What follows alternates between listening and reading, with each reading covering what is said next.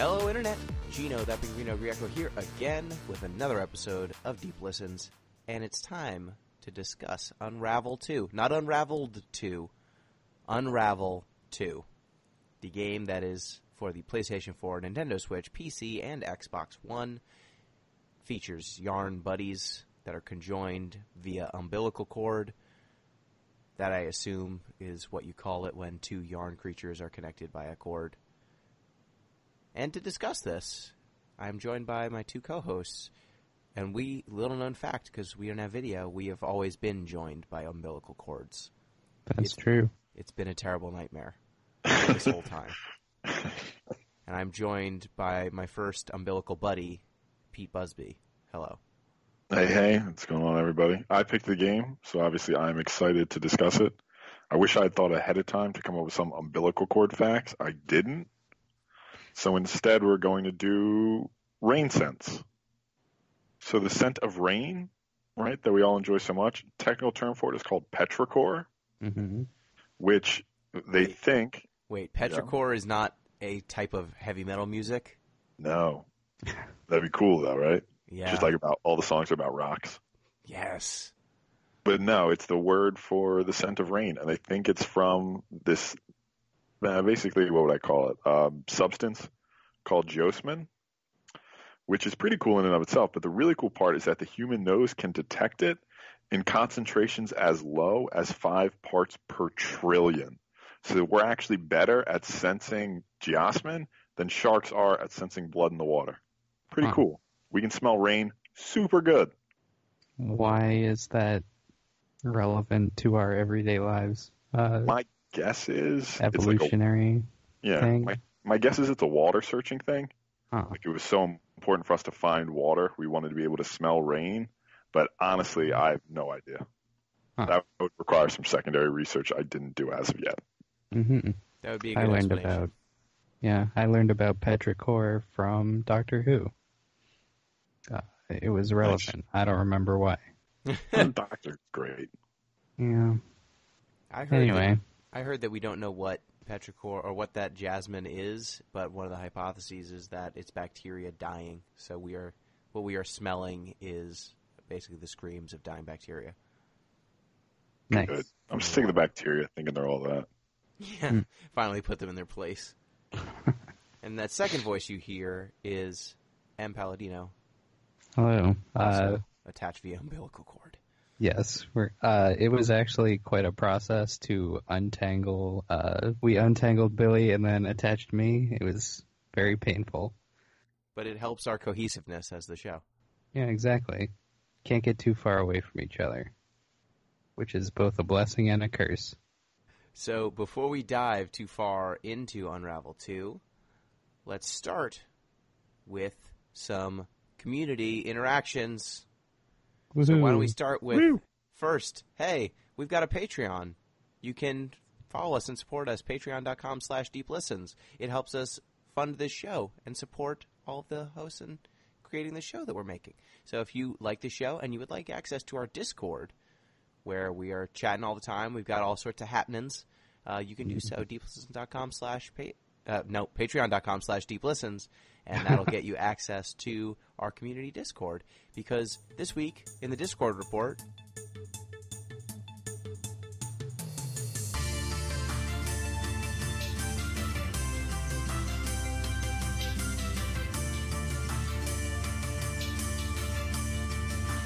I have something to mention. We had our first Deep Listens community game night. Yeah, how did that Super go? Smash Brothers. It went well. We had a few people in there.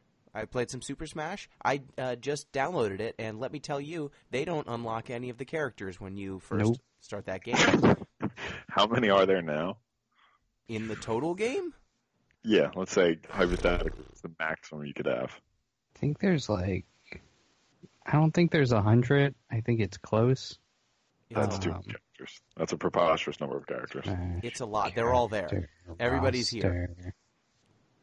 Let's see. I had access to 8. Yeah. It was You a will bummer. not get a lot. There are over 80 playable characters. Dear Lord, that is too many. Mm-hmm. I was reduced to playing nothing but Kirby, Yoshi, and Pikachu, because those are the characters I like. I played Mario once, and I was like, why the fuck am I playing as Mario? This jumpy bastard. Now you have to go through and unlock all the characters. And then once you do that, we can actually, have a real match. You can play as Cloud. Yeah, someone played as the Dragon Quest hero. Soup from the Discord played as the Dragon Quest hero, and I didn't even know what was going on. That character apparently summons a menu, and then you can pick magics from it. What? And he's got an MP meter, and you pick different spells, and the spells are random, and you have to navigate the menu in real time in battle, and if you get hit, you cancel out of the menu, but it's got over 30 attacks in the menu that can randomly pop up, and they're all different spells. That's why that character was a DLC only, because they can ban it easier. Yeah, it's wild. Yeah. You basically just need to stay on top of them at all times. Otherwise, they just cast you into oblivion. That's wild. I have not downloaded that one yet, but I will. And then I'll get good at it, so it'll be really annoying. Yep. So that's the biggest thing, I think, out of the Discord this week. Also, my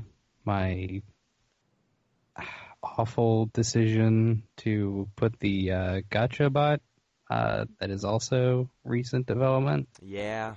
My social experiment has gone all the way awry. As they tend to do. Yeah. What do you think? Are we satisfied? Have we had enough? So we've got an email that mentions the gotcha bot. So I feel that we can address this. So the gotcha bot, for those who don't understand, you installed some sort of roulette wheel that will assign you characters that you can, from popular TV shows and video games and real life, that you can marry. And if you marry, it costs points to marry them, but they randomly get assigned to you, or randomly, you get random opportunities of who you'd marry. It also will give you Pokemon in a roulette wheel sort of fashion, or like a slot machine. Do you marry the Pokemon? No, the Pokemon are just get yours. the Pokemon. Good. Yeah. I don't want our Discord to be that deviant. Although I have married 2 different Pikachus. Good for you. You're very a Pokemon open-minded of you. bigamist. I have a lady Pikachu and a male Pikachu, and now these 2 Pikachu, I can breed the Pikachus and get Pichus. I married a Rayquaza once. I married a Ditto, so now I have access to all husbands and wives. It's true. Yeah. But I cannot emphasize enough that this does not just include video games and TV characters. I got Gordon Ramsay. Yeah. Yeah, I married Gordon Ramsay. Danny DeVito was an option. I had Danny DeVito. But it was Angry Birds Danny DeVito, because apparently he gave his likeness to Angry Birds. Of course, he's the penguin. But all of this came to a head, and this email, I think, will address it. So you can trade characters that you've married. You can get different characters. You can get more points. There's a whole subsystem. But this email comes in from Chris Zombie Pie Redacted. I'm gonna stop trying to come up with elaborate ways that he sent this to me. This is just a fucking email. And it says, "Dear Deep Listens podcasting peons." I don't like that. Harsh. After an extended hiatus, I have returned from the grave to enrich you once again with my inquisitive prompting. Before I get to Enrich? Enrich. We're richer now than we were before. His words, not ours. Yes, I'm reading this verbatim. Before I get to the real meat and potatoes of my question, I'd like to share a short response to a few things from the previous podcast. First, Pete's fact about koalas is 100% correct, but he left out one of their most depressing parts of koalas and their lack of proper marsupial evolution. Because marsupials typically eat wood and thick leaves, they tend to wear down their teeth faster than most mammals. In response, most marsupials have a unique strategy to deal with this issue. For example, kangaroos have multiple sets of molars, and wombats, as most rodents do, have rootless teeth that never stop growing. Unfortunately, koalas do not have these evolutionary traits and die of starvation once their teeth are worn down to stubs. Koalas are single-use animals. That's so sad. They're so useless. Like, how do they survive? It's incredible. Their ability to survive this long is nothing short of miraculous. It's like you got a disposable razor, but it's a living thing. Hmm. They're like pandas. Like, it's another animal that shouldn't exist, but it's so cute we keep it around. Except pandas, at least they have the excuse of like the bamboo forests they were the apex predator, or not even predator. Nothing could eat them. Like Yeah, I don't think pandas are apex at anything. koalas are very killable. Oh yeah. They're very edible. It's befuddling. Actually, I think they're poisonous because Are eucalyptus leaves are wicked toxic. Huh. And that's why koalas are so dumb. They have to spend so much energy dealing with the toxins.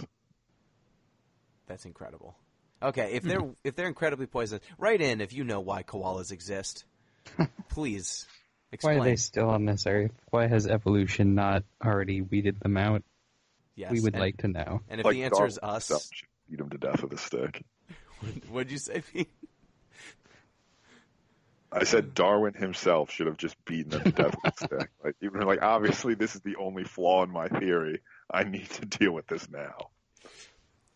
Charles, yes? We've got bad news.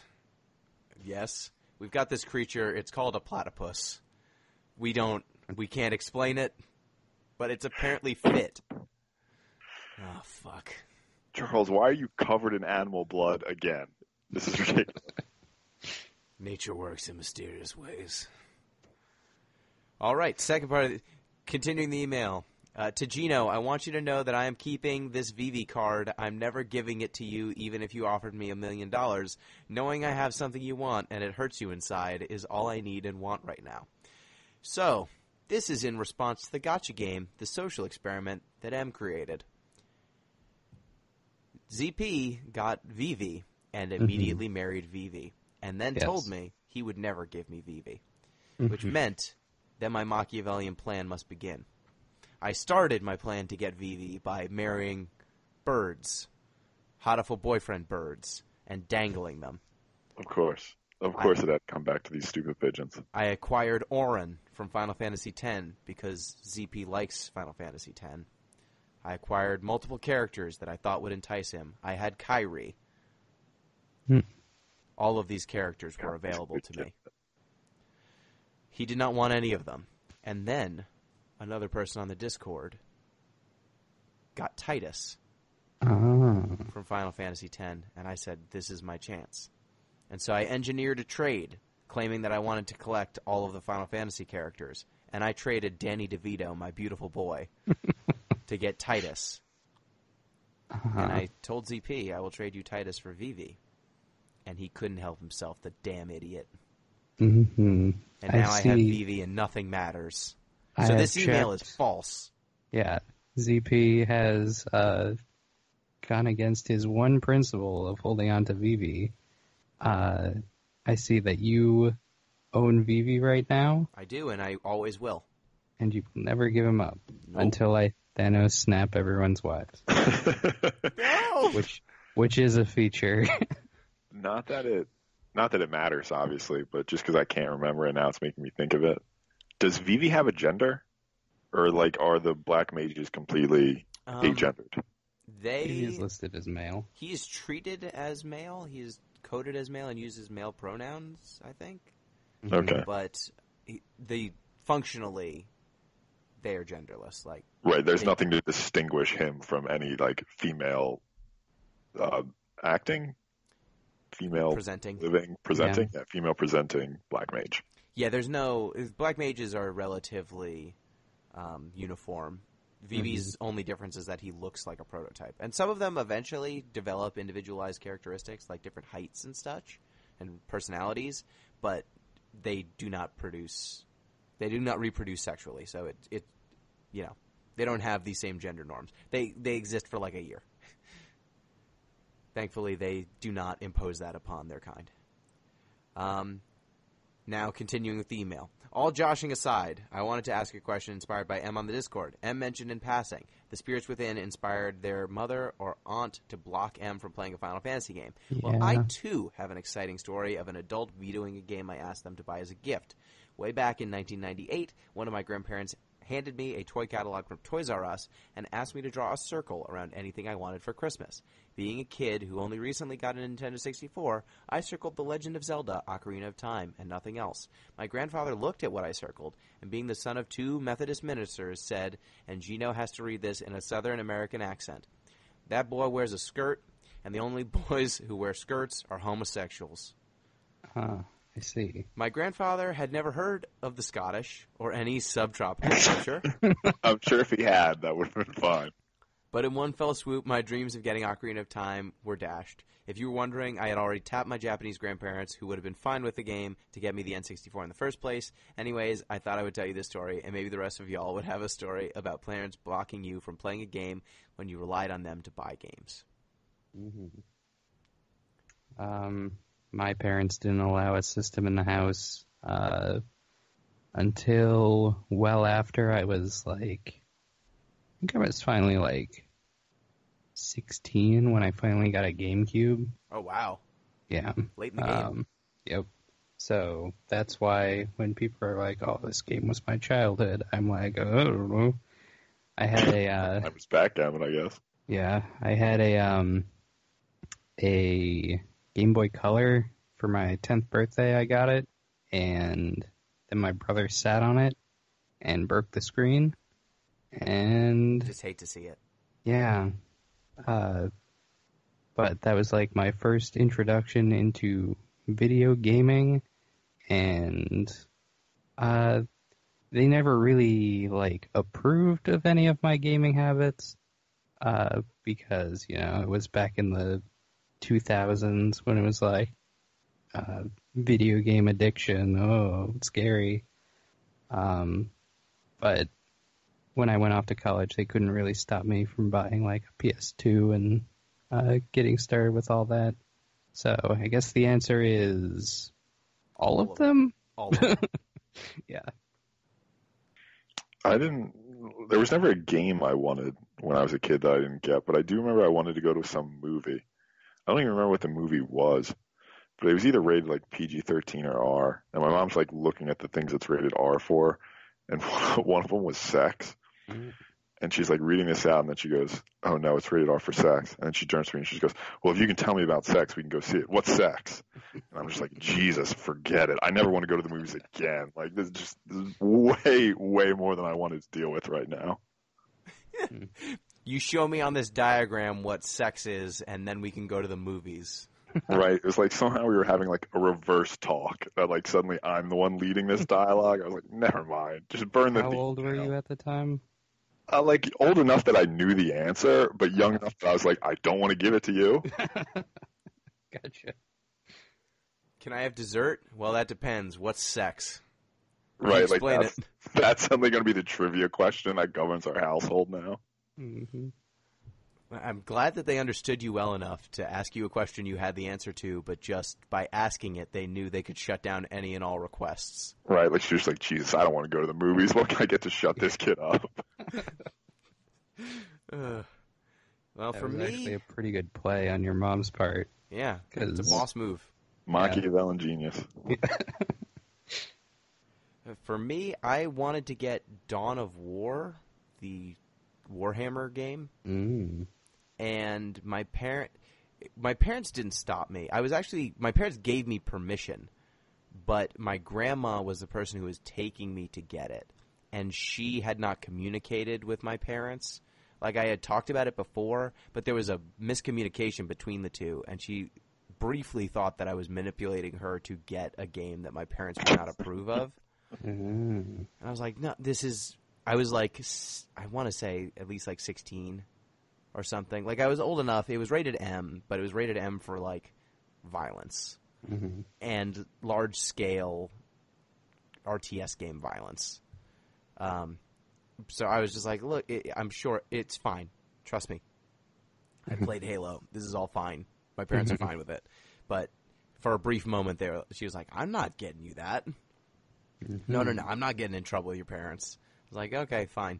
They'll get it for me in the future. And so it delayed it by like a day or two. But that was it. My parents pretty much never asked me, because I never wanted any of the games that were especially violent or bloody. Though they probably should have paid closer attention to, like, the T for teen on the Final Fantasy games I played at, like, 7 or 8. Because they curse in those. That's true. Well, thank God Hotiful Boyfriend wasn't out, back in those days. Oh, thank goodness. A lot of It weird always ideas comes back to that. A lot of weird ideas about romance in that game. Yeah, if I asked my mom for that, she's like, clearly he does not know what this is. I definitely better explain it to him. I do have a story about Christmas once when I was asking for a PlayStation. It was after I had been introduced to the idea that PlayStation, like, video games existed. One of my friends had a PlayStation, and I remember going over his house, and he told me, hey, I want to play PlayStation. And I was in first grade or second grade, something like that. And we went back to his his game room. Mm-hmm. And I thought that PlayStation, I took the words literally. So I was like, oh, it's a station for playing. So that's what you call your game room. This is your PlayStation. Very cool. But then he turned it on. He's like, no, this little rectangular box. Come on, man. And it was all downhill from there. Yeah, and then he played Final Fantasy VII, and it was a wrap. But I asked for one for Christmas, and my parents, we always do, back then we could open one present on Christmas Eve, and then the rest come on Christmas. Mm-hmm. And on Christmas Eve, I grabbed the biggest box under the tree, because, of course you grab the biggest box. And I opened it, and inside was a steering wheel for the PlayStation. A fancy steering wheel, but no PlayStation. So you just had the steering wheel. I just had the steering wheel, and I was like, I can't believe do anything with this. So I wasn't even that smart. I was like, I can't believe you got the wheel and not the PlayStation. Oh. I thought that the PlayStation wasn't there. Like, they got the wheel because they were idiots and didn't know. Like, this is good enough. Yeah, they didn't know. I mean, my parents had no, concept of video games at all, so I was like, these idiots. They got the wheel. They don't even know it doesn't work without the thing. And I was angry for a day. And then I opened it and I'm like, you guys aren't dum-dums. You were the idiot the whole time. I was the idiot, turns out. So yeah, I would have liked that story better if they did actually just get you the wheel. I know. I didn't deserve it. Especially because I didn't have any racing. I used that to play Chocobo Racing, and it was bad at playing that game.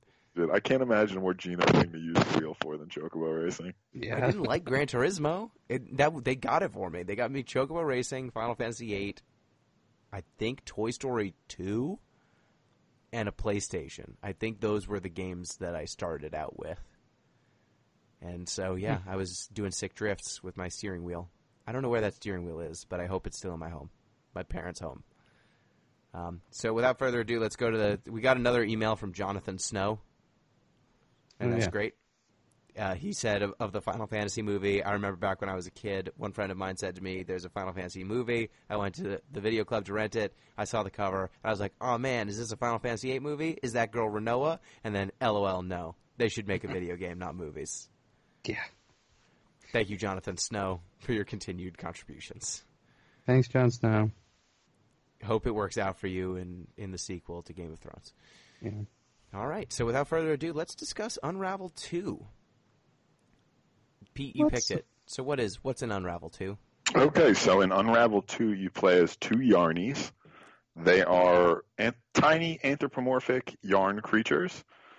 Like we said, you control two of them. They can join their yarns into one sort of umbilical cord to help sort of solve puzzles and platform and try to...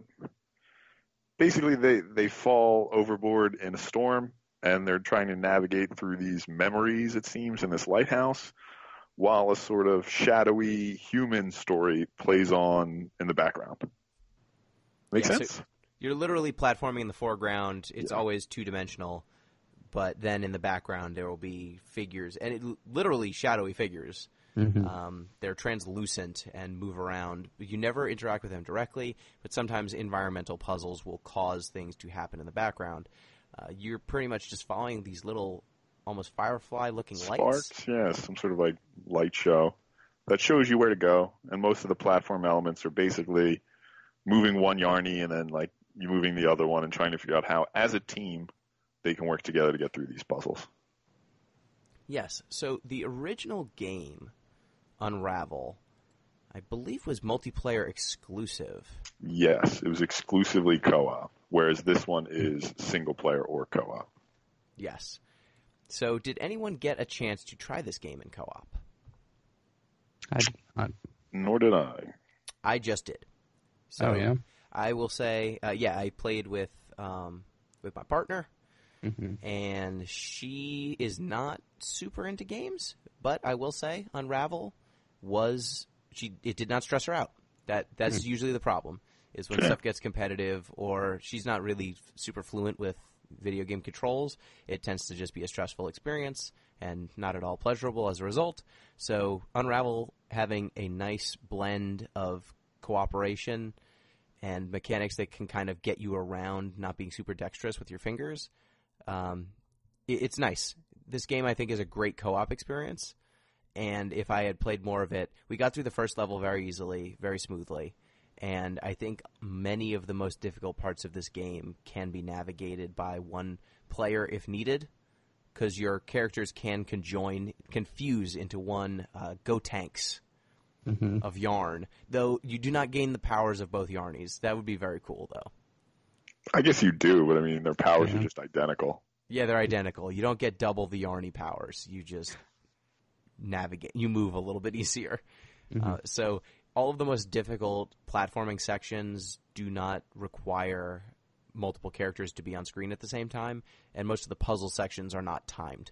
So I think that they did a pretty good job of making sure if there is a disparity in gameplay familiarity between both players, the parts that require just fast twitch reflexes tend to not be ones that are timed or particularly difficult to get through as one player.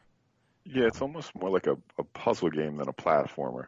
Yeah. Like, of course, you're like navigating around the level, but it's fairly contemplative as opposed to like sticking the landings. You more have to figure out, okay, where do I go and what order do I do things in? And it's not really that unforgiving when you do mess something up. Like sometimes there's hazards that you can die on, but those are not going to send you back to like the beginning of the level. It just like restarts at the closest possible point with most of them. Aside from a few things where you're being like chased by some of these shadow creatures that show up sometimes, there's nothing really like too, messed up that you're like, oh, that was unfair, and now I have to go all the way back and do all these puzzles again. It's feel very, forgiving compared to what it could be. It's very generous checkpointing. The only times I found that there were any difficulties with checkpointing were in challenge levels, and that's fine. Yeah. There are optional levels you can do, and those optional levels will sometimes have more difficult platforming, difficult puzzles, and also unforgiving checkpoints that just kick you right back to the start. So I did one, felt good about it, tried to do a second, got frustrated, stopped. I did almost no challenge levels, but they were interesting the ones that I tried. So I don't think I did any of them. Yeah, I should go back they're and solid. do some. That's how you unlock more customization options. Oh. Get you I was more just going colors. through the main story, and I was like, I thought there would be like more use for this customization menu. So I guess that explains it. Yeah, every challenge you complete gets you access to another Yarny, and that gives you a new head, a new body, and a new set of eyes, and a new color. Oh, that's neat. Yeah. And Cute. it's pretty cool. Mm-hmm. So I would say co-op is definitely a fun way to experience this game, especially if both players know how to have played a lot of games. There's not too much in this game that is completely out of left field. There's some puzzles that change the way that you need to think about things because you've got this yarn umbilical cord tying your two characters together, and I found most of the time if I had difficulty it was because I wasn't thinking about using the yarn connecting you to kind of drape over objects. Yeah, you basically use it to repel either up or down things. It doesn't come up terribly often where you have to like wrap the yarn around something and then use that to pull one Yarny up, and then you do like this loop around an object, so you don't get tangled up in it. But when it does, that's when the puzzles are most intriguing, I think. Yeah. But also very hard.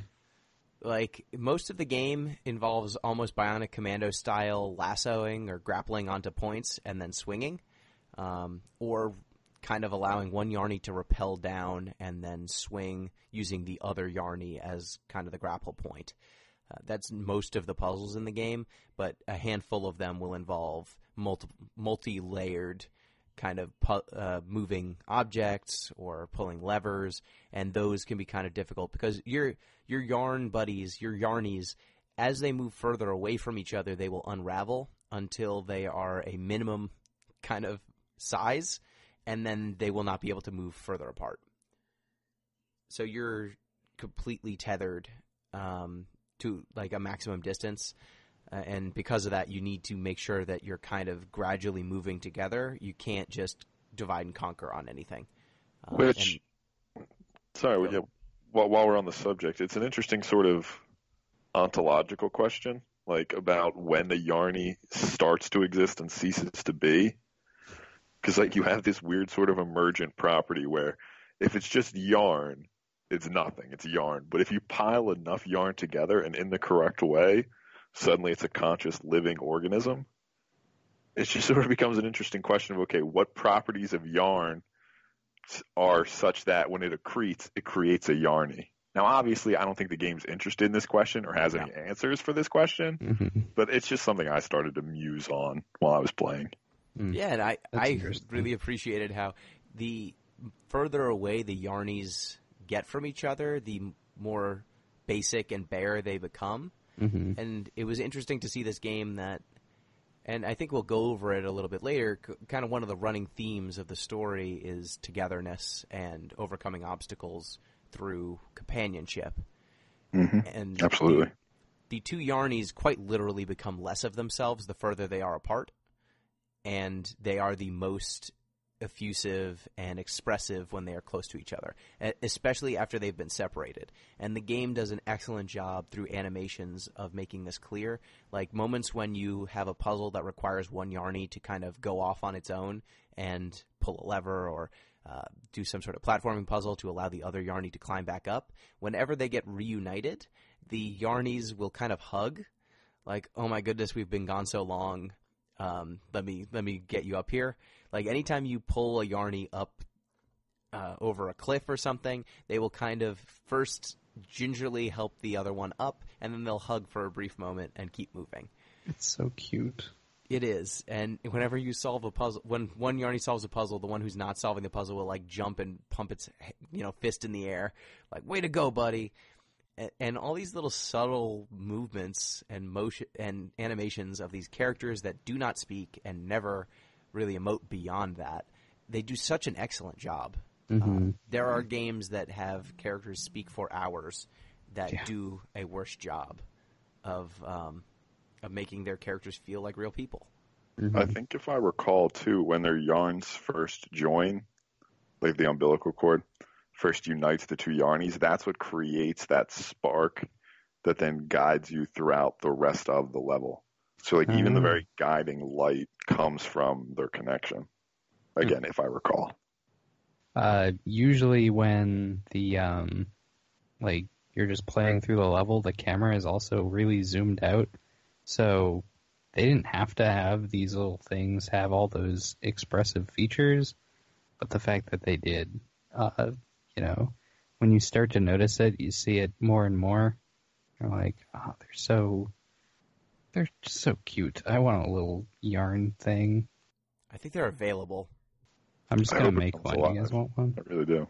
Yarnies, they're very cute. All the animations are very cute. I also appreciated how the game kind of runs their storyline with these shadowy figures. So, Pete, why don't you try to walk us through, what do you think the central narrative going on in this story is? Because in the foreground, we've got the Yarnies kind of platforming, moving through these different environments, but there's clearly a narrative through line going on as well that they're kind of pantomiming but not necessarily experiencing directly. Yeah, so the Yarnies, they're seemingly stand-ins for these two children that are in the background. Their colors match the clothes the children are wearing. The kids very obviously seem siblings. Apparently they're brother and sister. I couldn't quite see that well enough in the gameplay itself, but when I looked online, that seemed to be the consensus. So these two siblings who seem to be in an abusive household.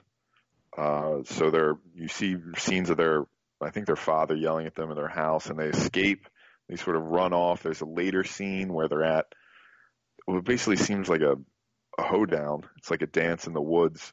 And then again, the adults get drunk and, start causing problems. So they run off again. And it's basically these two siblings sticking together and trying to escape from this sort of abusive situation. So at one point they go to a factory and one of them gets caught and the other sibling has to basically rescue, I think, the brother from, let's say, it's not a prison cell, but this office he's being locked up in. Another time they go to the forest and they accidentally burn it down, which was, they save some horses though. They do save those horses. Yeah, from the fire they started.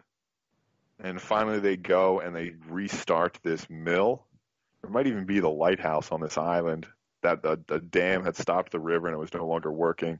They reactivate it, the lighthouse starts, and everything sort of seemingly turns around for these two siblings as they together, with each other, escape this abusive situation. That's basically what I got. Yeah, and that is pretty much what I picked up as well. Mm-hmm. So the Yarnies are pretty obviously stand-ins for these two kids. Basically, what happens in the foreground affects the background and vice versa. And like I said, the colors match up. They're on this journey together. They seem like pretty obvious tie-ins for the most part. Yeah, and the Yarnies will, like you said, the foreground will influence the background. Like there are times where you solve a puzzle and it seems like you're just solving a puzzle, but it'll like throw a switch that frees a child from security detention or like turns on a factory. The Yarnies are basically, unbeknownst to the sister, the ones who free the brother. Yeah, and unbeknownst to the children, they are also the ones who free the horses. Like you're almost like these little fairies helping these kids move around. Mm-hmm. And I appreciated it. The narrative was subtle. It wasn't in your face at all. Like literally, it was in the background. But I definitely got enough of the overall themes that I felt the narrative was present. There are some games where that are very gameplay focused, where narrative is either overbearing and just done in cutscenes or non-existent. This game managed to find a nice middle ground where there is story happening in the background. You can pay attention to it if you want. It will make it clear occasionally in cutscenes that something is going on, but not that many. It's only a few seconds each cutscene in the game. But it gives you an overall, I don't know, a little warm feeling seeing these characters kind of move together. Yeah. It creates, at least at the very beginning too, it creates some sort of like interesting scale questions. Like when the children are very young, it becomes apparent that sort of the world operates differently for them just based on their size. So like they can get into areas that like an adult wouldn't even notice, or like things that wouldn't be important to an adult become very important to a child just based on sort of physically how they move through the world. So the Yarnies operate in an interesting way in that capacity too. Like just based on their size, their being, they exist and operate in the world in a slightly different way. You sort of lose that a little bit as the children get bigger, but you still see sort of the Yarnies and the Shadow Kids operating in a subtly different environment than like a normal adult person would moving through the world. Yeah, and you see that a little bit in kind of the antagonists of the Yarnies. They are frequently accosted by animals. Yeah. There's geese. Or what? There's turkey, too. It's a turkey and a fish and what else? There's a evil turkey. It's the year 2019. It's the year of evil fowl. Yes. Fish. There's fire. Like fire to them is very much a problem. Yeah. There's the shadow beings that seem to be like wisps of fire that will kind of come alive and chase you.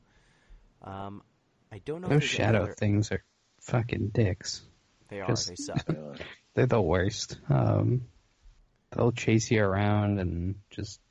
They're the biggest problem that I had with some of these puzzles, was that you had to do them fast so that you didn't get hit by one of those shadow things. Yeah, It those was are the tough. biggest dexterity checks. Yeah. I did appreciate, though, just kind of how long the section with the turkey is. Yeah. It's just chasing you forever. It just keeps chasing you, The and you turkey keep was so mad. thinking you got by it. It keeps chasing. And they do a good job of making sure you defeat these animals, but you do not harm them. Mm-hmm. No, They're you just escape, frustrated. really. Yeah.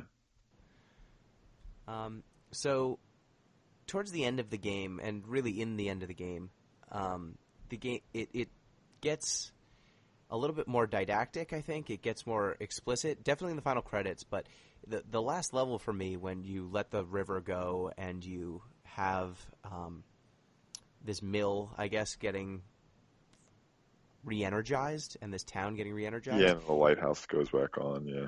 It really reminded me, and light comes in. Like, everything's darkness and shadow until this last moment, and then all of a sudden the sun pierces through.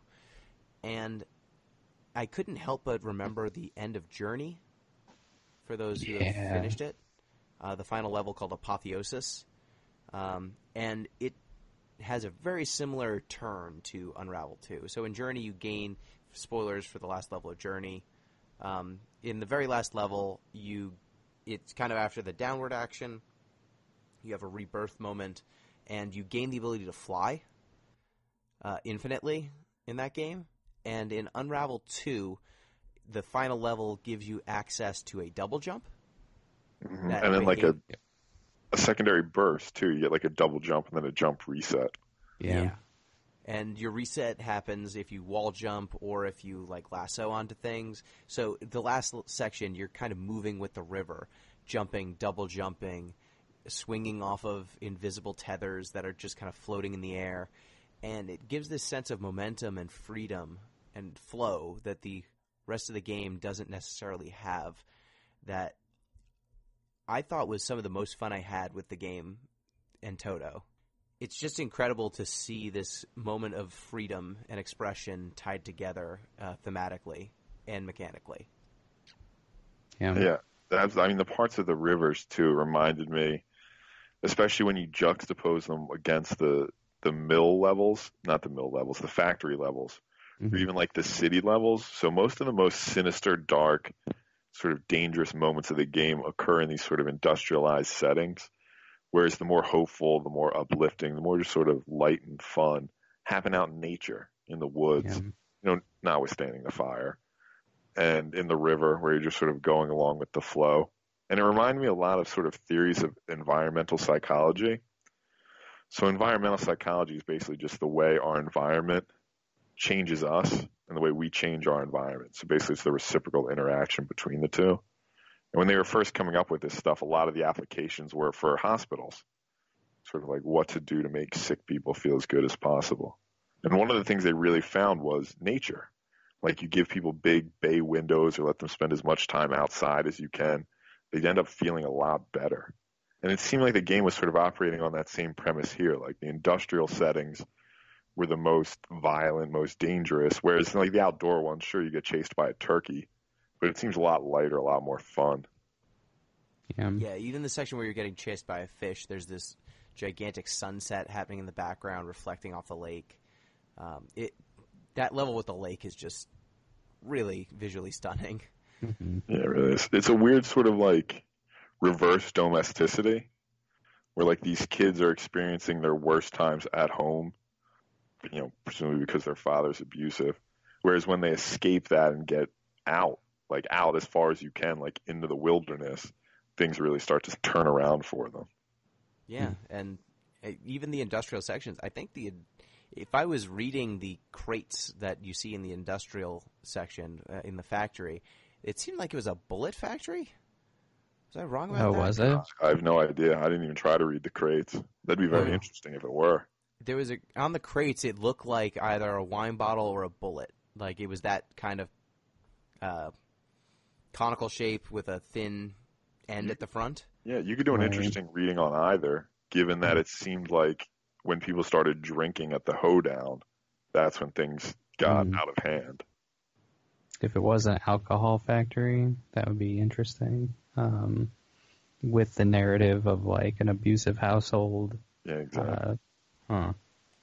That's All the environmental stuff when we went into the industrial areas, they seemed almost too grimy and adult for this otherwise seemingly lighthearted game. But like even the picnic level with the turkey, like people are just at a picnic and then they're in the background. You see this shadow father, I assume, just kind of tearing apart this picnic and making a mess of all of it. And there's just this palpable sense of violence and threat in these otherwise whimsical and lighthearted areas. And it's a difficult balance they strike. It's hard to make these little adorable yarn creatures interact in the way that they do, and then in the background have these kids kind of in mortal peril all the time. Yeah. But they make it work, and I think that the games conclude. Oh, Pete, did you have something? Well, I was just going to say, if you think about the Yarnies as like, and this fits into the game's conclusion, if you think about the Yarnies as creatures of pure connection, like their whole life force, their whole being is tied up in their connection to each other, it would make sense that they would exist in a much sort of better, to use a technical term, a better place than that sort of exterior, non-connected outer world. Yeah, it makes sense. It all comes together. So, do you have the credits, like the final conclusion? Because this game, I think it's entirely dialogue free until that point. Yeah. There's some sections with some direct storytelling through pictures that you can see in the lighthouse. Yeah. Which is kind of a hub world. And the pictures in the lighthouse, they unlock after every level, and they show kind of another allegory, yet another kind of mimicking the Yarnies and the kids. So in this case, there are birds that clearly represent the two kids, and they're being attacked by crows and stuff. Sometimes they're caged up, and the picture where one of the birds is in a cage coincides with when one of the kids gets locked up in kind of a security room. And it does a nice job of, is it what would be fictionalizing these kids' journey? Allegorizing, sure. Yeah. And then the final frame is these kind of dark crows being overthrown and then birds of every color kind of bursting out in all directions. And I think the final credits do the best job of kind of explaining what the game was getting at, just in case the allegories were not enough. In case it all went over your head somehow. Yeah. So, before we get to that, the only other bit of dialogue that we get is the chapter titles. And then there is a little description. So I do want to run down those really quick just to, drive it home. Chapter 1 is Foreign Shores, and the subtitle is In Which We Lose Everything But Start Anew. Chapter 2, Hideaway, in which we search for safety and companionship. That's where we first meet the kids. Chapter 1 was more of the Yarnies coming together and finding the lighthouse. Chapter 3, Little Frogs, in which right is wrong and we refuse to accept it. That is the midsummer celebration and when the party is happening and then you have to run into the woods. Chapter 4, Night Swimming, in which night is bright as day and we explore. That's when we are in the forest. Chapter 5, Is That All There Is? In which the machine tries to grind us down. That's everything with the factory. Yeah. Chapter 6, Ashes to Ashes, in which we fall apart. That's the fire. And then Chapter 7, At the Rapids, in which we find strength and light up the darkness. I thought those were all very nice. Yeah, they're all apropos. They're very good subtitles, too. For as little quote-unquote writing as there is in the game, the parts that they do are strong. Yeah. thought it was effective. In a game that has no dialogue at all, you really got to make it count where you do use it. So I appreciate that. And then to the point we were getting to, the end credits. It's a little bit long. Love forms bonds between us, but not to hold us back. They're meant to save us if we fall or help us all climb higher. Yes, things break beyond repair sometimes, but we can always build anew. If our fire fades, it just takes a single spark to set it off again. No matter how dark things get, we can all help light the way. We can make this life beautiful for ourselves and for each other. And we all deserve to be here, whatever shape or color we come in. It's really good. It's so good. I mean, especially when you think about, basically what's saving you through all these levels is your connection to your other Yarny, and how you can use it to jump around. Mm-hmm. I would really like to play this game multiplayer. I played it all single player just for ease, but I think getting that end credits message would be really effective if you play through the whole thing with someone else. Yeah, you just want to turn around and just hug your co-op partner. Yeah. Yeah, I really respect the choice in the first game of saying, no, you need to play this co-op, because I think we all got a lesser experience by playing it largely single player. Even the half hour or 20 minutes I played the first level co-op made me realize how much better it would have been. And there's also just mechanically things you can't do single player, like jumping back and forth between the two Yarnies. You can't platform with both of them simultaneously. And there are things that you could obviously do if someone separate was controlling each one that I wouldn't have attempted single player or couldn't have. Yeah. I mean, this is a perennial question we've faced in this podcast a lot. Like how much authority or control does a game developer want to exert over the story in order to advance their vision, versus giving the player themselves freedom? I think they made the right choice for maximum accessibility. I think in terms of impact, every player who chooses the path of least resistance, I think, is playing a lesser work. Yeah, you do lose something for it. It's true. Yeah. Which, it's a shame, but better to get some of the glow than to catch none of it. Yeah, and I mean, it fits in the story, too. It's a game about companionship, about building connections. So it makes sense you get a better game if you build a connection. Mm-hmm. Do you guys play the first one? No. Yeah, I just defaulted straight to this one. Yeah. I'd be interested to see it, but maybe I'll watch the video or something. Yeah, my guess is it's probably good, but it's probably more of the same. Yeah. Mm-hmm. Yeah, but I think that this was a pretty special game. Yeah. It manages to not overstay its welcome. It tells a cohesive story largely through gameplay. And then it comes together, and just in case you missed the message, it has a very succinct little pre-credits paragraph that I think tells a pretty elegant story, of nice little sentiment. This game did a lot with what it had, and it didn't try to do any more than it could. Yeah. It's always nice when something's scoped appropriately, and they just knock it out of the park with that scope. Absolutely. Yeah. Nothing worse than a game that just goes on for 40 hours when it could be 4, as we know.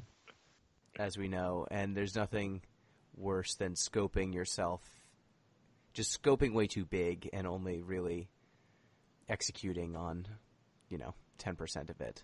Yeah, it's brutal. So, Unravel 2, it's strong recommend. I would say take a look at it if you can. It's a delight to play. I think the Switch is probably one of the better systems for it. I think so, yeah. It's really That's perfect for what I that. played it on. Mm-hmm. It's nice to be able to take it with you and, play it on. Every Switch comes with 2 controllers, so you're all set up. And the characters are even colored like the 2 Switch controllers by default. Oh, yeah. That's Which is cute. cool. Didn't realize that. So, hey, they're telling you. Yeah. They're telling you what system to play it on.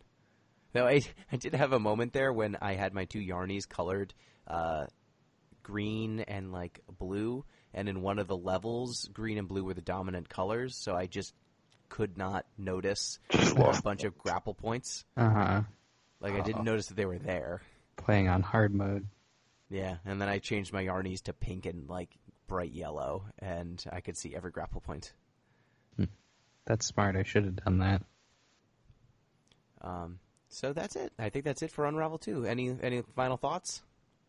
No, I think he sums it up pretty well. Game with a message that it spends and then gets out. And yeah, check it out. You know, I'm always all for cute games, and this one's very cute. So, if you want to get in touch with the show, you can do so at DeepListensPod on Twitter, deeplistens.libsyn.com. We've got our comment sections, and deeplistenspodcast@gmail.com. Send in your feedback. We love to hear it. If you want to explain why koalas exist, that's the best place to do it. If you want to support the show, you can do so at patreon.com/deeplistens. And next time, I'm picking it's my turn to pick. Mm-hmm. Yep. And I would like to play Fatal Frame, because it's Halloween, y'all. Let's do it. Let's get topical. That's your reasoning. I was going to ask, because it seemed like a random choice, but I appreciate that. It's time for spookiness, and I reached out to someone who hopefully will be guest appearing on the show. Ooh, I'm not going to spooky spoil guest it appearance. in case it falls through, because anything can. But they wanted to play Fatal Frame, and I was like, that's a game that I have never played. And that series seemed very cool. I would describe it as Pokemon Snap, but spooky. Yeah, that sounds right. Yeah, I'd give you that one. That sounds I started playing it, and it is it's definitely Pokemon Snappy. I don't know how spooky it is yet, but I'm very early on in the. Is this a game that you used to be able to play in, like, arcades? I don't think so. I believe it was PS2 only. Okay. Yeah, you're thinking of Time Splitters. Yeah, maybe. I thought there was, like, a spooky one. Well. You're thinking of House of the Dead. Oh, yeah. You right. Yeah, you don't have a camera in House of the Dead. You have a gun. Gotcha. Yeah, platform PS2, Xbox, and PlayStation Network for PS3. So, okay. Next time up, we will be playing Fatal Frame. So thank you once again, Pete. Yep, always a pleasure, guys. Can't wait for our spooky game next time. Thank you, Em. Thank you. Are you guys going to dress up for Halloween now that we're thinking about spooky? Probably not. I almost certainly will have to because my partner is very into Halloween. Right Look on. at you, being a good partner. Yeah, good stuff. Every year. I was a garden gnome last year, and my dog was a sunflower because he had just gotten neutered. Aww. So he had a cone, so we put little sunflower petals on his Good cone. guess. Way to use what you got. And I forget what she also was some sort of garden-themed thing. Mm-hmm. That's adorable. Y'all are too cute. I think she was a bee. It was good. Mm-hmm. It was a good costume. Okay. Well, think of something else. We'll talk about it next time. He's going to be a lion at some point in his life. We don't know when it will be, but one year we will be Wizard of Oz themed. Nice. Well, thank you, listeners. Get ready for all of your spookticles during Halloween. Enjoy. Ooh, goodbye. Oh, podcast peace. Ooh. That's the end of the podcast, I guess. Yeah, that's good.